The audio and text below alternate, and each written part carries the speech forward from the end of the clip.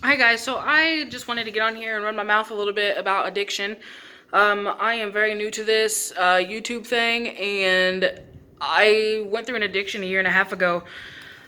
Pretty extreme, actually. I ended up in jail, driving while suspended, unauthorized use of financial cards, and I think I was in there for a week for driving while suspended.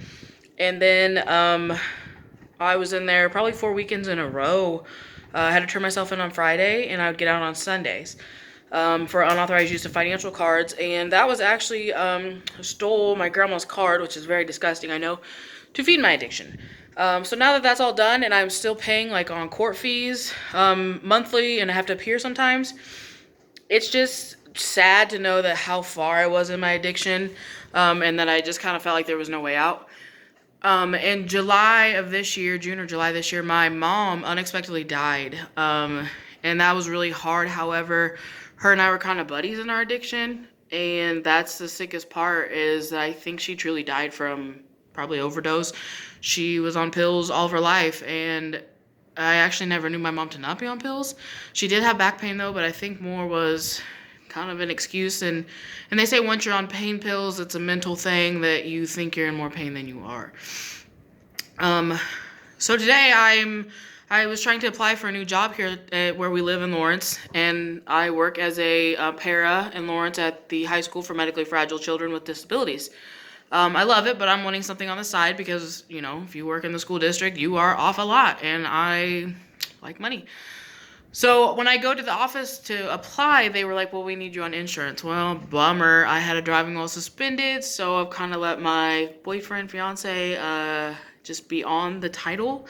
And so I discussed that with him, and then I had to call insurance, and they were like, well, your rates are going to go up like 2 to 3 times higher. Are you kidding me?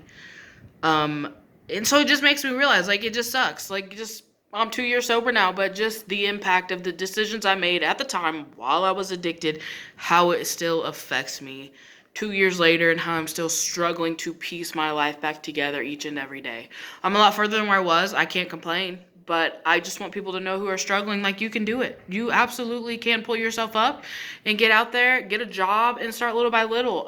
If you need to make payment arrangements on things, just because you've been in jail doesn't make you a failure. And I come from a family who is like just disturbed that I was ever in jail. Well, I was in jail, okay? So let's move on with that and get back into the life. My whole point of today is you can do it. You absolutely can do it. If nobody believes in you, I believe in you. I absolutely do believe in you.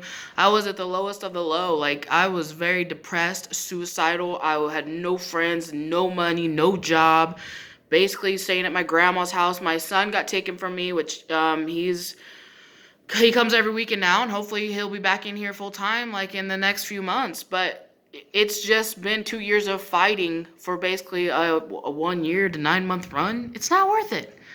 Um, Anybody that's been through an addiction and has got their life back together, like, I applaud you. I have days where it just blows my mind how much those decisions can affect your entire life. Um, I don't know what else to say. I just want to applaud people who are trying to get sober. If you need support, if you want someone to talk to, I'm here. I didn't have a good support. It was kind of off and on. I struggled a lot. So if anyone needs anyone to talk to, I'm here. And hopefully this won't be my last YouTube video. I would like to post more about just surviving in every day and what I've gone through, you know, the courts, my child, where I'm at now, and kind of how I did it and what I continue to do to stay sober and live a good life, but also the baggage that comes with making your life back to normal. So don't take for granted where you're at, and if you're 1 day sober, that's 1 day you didn't have yesterday. So thank you for listening.